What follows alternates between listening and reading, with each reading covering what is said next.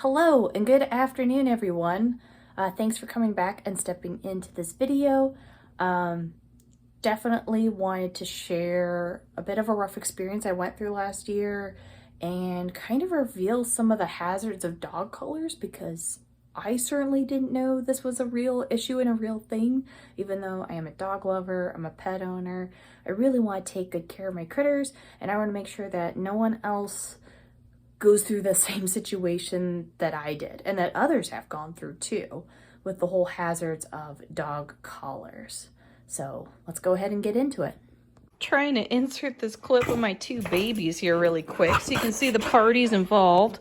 This is Gatsby, my 3-year-old corgi. He is now 3 years old. And this is Lacey. So these two are the subjects of our...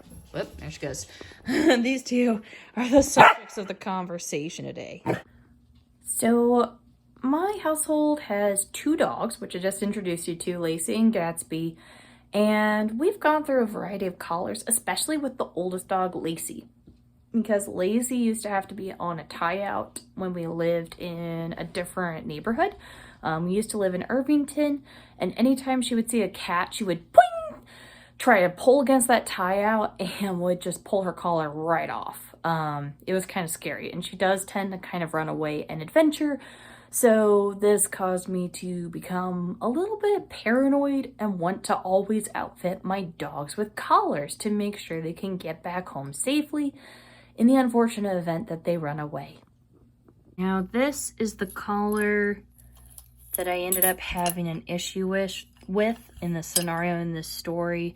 This is pretty typical. It is a woven collar. It is not a breakaway collar. These are very commonly sold on Amazon, on Chewy, at pet stores. It has a little D-ring for the tags, so you can put their name tags and vaccination stuff on there, the little rabies shot. And it has what is supposed to be a quick release buckle, right? This was the part that malfunctioned. It did not quick release. So, as I mentioned earlier, my dogs potentially getting loose and running around were my primary concern. I did have another issue about a year after we moved in, where for some reason our gate unlocked or got unlatched and was left open when we left for work. And our dogs basically ran the neighborhood while we were at work, and a good Samaritan brought one of the dogs home, and my corgi ended up getting himself back home. It was a really scary experience because I got the phone call saying, hey, one of your dogs was found, and they couldn't get the other dog. And that was terrifying. I was so scared for my dog. So this just kind of fed fuel to the fire, so to speak, of wanting to keep a collar on my dog at almost every waking moment. So this fed fuel to the fire and made it where I really wanted to keep a collar on my dog at almost any and every waking moment. So I hit a point where I was only taking my dog collars off at night. Now, sometimes they'll say, just make sure you don't leave your dogs with your collars on unsupervised. But this is where we get into story time of something that occurred about a year and a half ago. I was in my living room doing yoga. Both my dogs, Lacey and Gatsby, had their collars on, and they were starting to play wrestle. Well, what ended up happening is that Lacey's lower jaw slipped under Gatsby's collar, and because, of course, they have teeth, you know, with their sharp canines, she got stuck. When she got stuck, she started panicking, and as she panicked, she ended up starting to choke Gatsby. So I was literally like, almost how much more supervising, unless I had my eyes on them, can you get? I was doing yoga. At first I thought they were just getting into it with each other, and I tried to call them off and break them up. But then I'm like, what the? They're stuck together. As tempting as it was to panic, at first I was pretty calm-headed about it. I was like, okay, I see that she's starting to choke him. You know, they're both kind of in a panic state. I'm going to try to calmly release the quick release collar. It didn't release. No matter how hard I pinched on the quick release part, yeah, I think it's called quick release. It's not a breakaway collar. It was a quick release collar. No matter how hard I pinched on it, I just couldn't get it to release. I'm like, okay, what do I do now? Let me run to the kitchen, get some kitchen shears and try to cut it off. Yeah, no luck. Woven nylon, you can't cut through that ish, okay? Like woven nylon, tough leather, you can't get through that. Also, keep in mind too that there's also a risk with the belt buckle style dog collars too that have the little like prongs and the holes and stuff. That's also kind of a high risk collar as well for similar reasons. If they get caught, if they get tangled, they're stuck. But yeah, back to the story. So I hit a point where I was like, okay, it was a dumb idea. I was like, okay, I can't get the collar to release. I can't cut the collar off.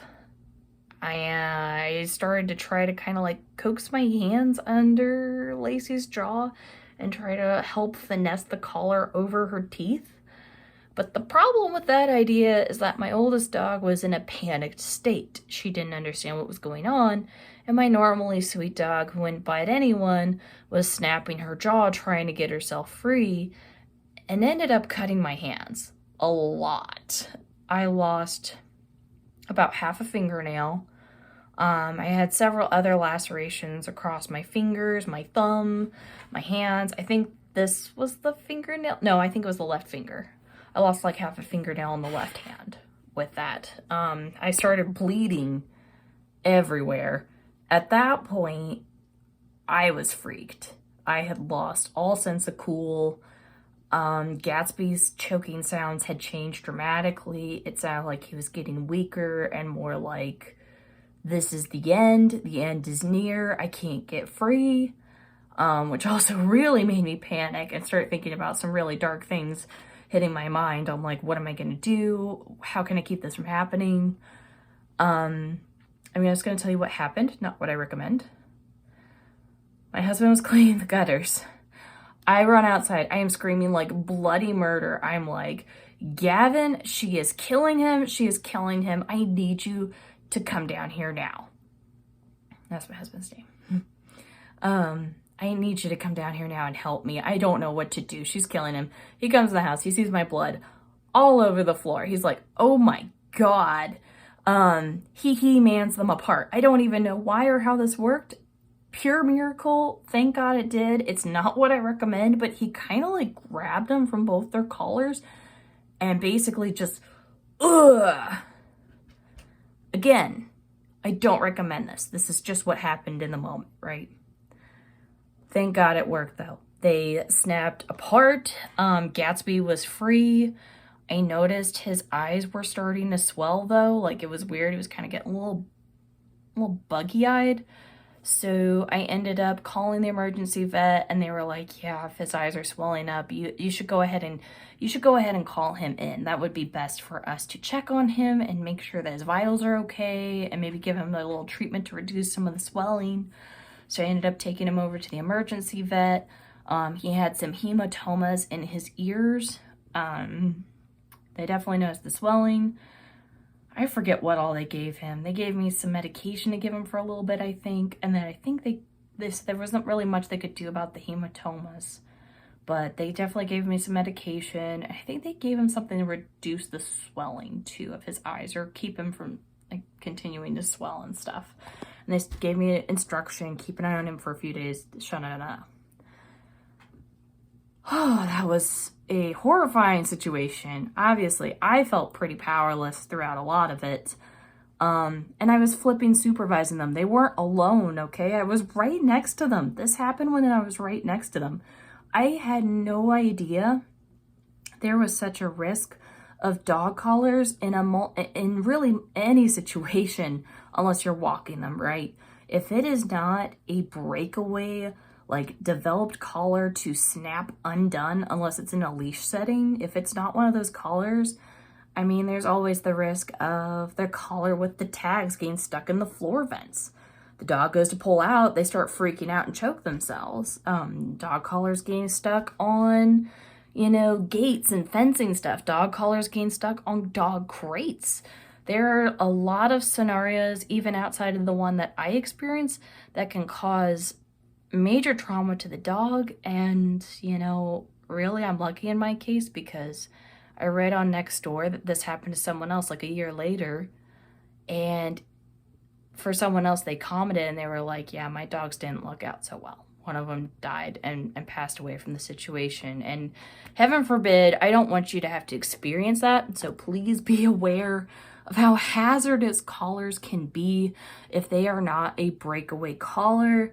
Don't put the collar on the dog unless you are walking the dog, basically. Try to make sure if you let them go out in a fenced yard, just regularly check and make sure the yard is secure at all times. But don't leave that collar on the dog. I don't want you to have to deal with that.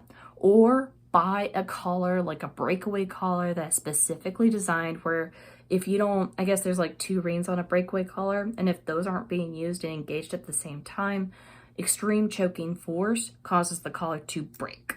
So the dog doesn't die from asphyxiation. I think that's the term. Asphyxiation. I think so. I'm sorry, I know this isn't one of my more cheerful videos, but I really do want to share the word. That experience freaked me out. I don't want anyone to go through that. I don't want anyone to deal with the loss of a pet because they didn't recognize the dangers of this. So please take it to heart, understand, recognize, prevent. Why did I want to share this? Because knowledge is power, and the more you know and understand about real hazards and situations for your pets, the more we can prevent them and let them live long, happy lives. Thank you so much for sticking around. You know, I don't know if I want to read comments that make me cry, but I would be curious to know if anyone else has run into this type of circumstance, you know, and just kind of see how prevalent it is. It's not something I was aware of, and I pride myself on doing a lot of research for my pets, and I did not know this was a thing. I had no clue. I felt really dumb because I've done all this research on like taking good care of your dogs, and I had no idea about the hazards that leaving your dog collar on all the time or even during certain points in the daytime could do for your dog unless you are actively walking them. So either break away or use it while you're actively walking them. Do not just let them roam with it. It's a big hazard, guys. So yes, thank you so much for watching. To end it on a bright note, he's alive, he's happy, he's well. I think almost all the hematomas are gone. Thank God. My little baby boy, he has got me through many moments, and I'm so glad he's still healthy and doing well. Also, if you like content like this of like sharing and informational and product reviews and shared experiences, go ahead and click subscribe. I do try to upload a video every Friday morning, and then sometimes I'll insert a wild card like in between those times. But every Friday morning, 9 a.m. Eastern, I set up a little video release sharing another experience or review. Thanks for watching. Bye.